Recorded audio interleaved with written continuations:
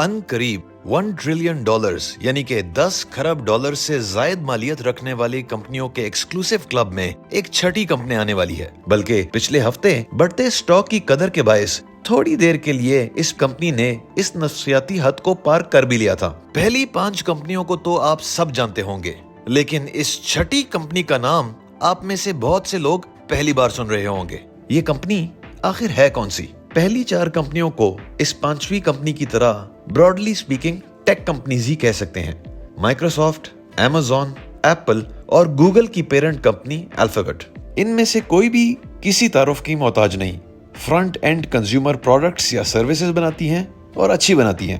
ہاں، stock market کے سام سیڑھی کے کھیل میں ویلیویشنز اکثر برے بزنس ماڈلز کے باعث آگے جا کر ٹھپ ہو جاتی ہیں. لیکن ان چاروں کی مارکیٹیبلٹی کے بارے میں ظاہر سی بات ہے کوئی بھی شک نہیں ہے.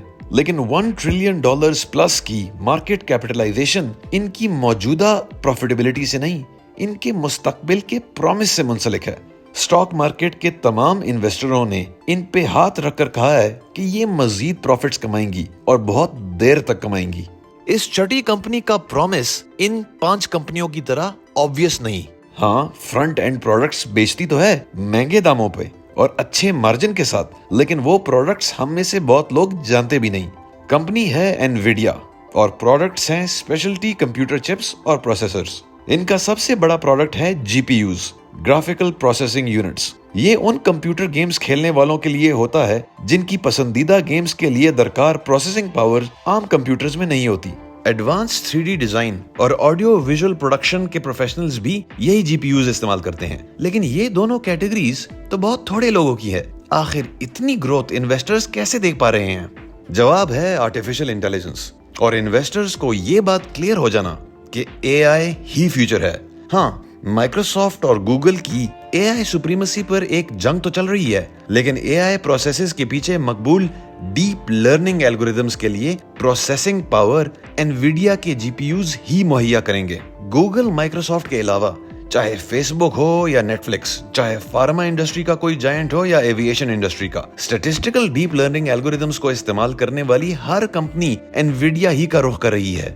اس کے علاوہ گلوبلی 3000 سے زائد ایکسکلوسیو AI سٹارٹ اپس ہیں اور بیشتر انویڈیا ہی کے پروڈکٹس کے خریدار ہیں.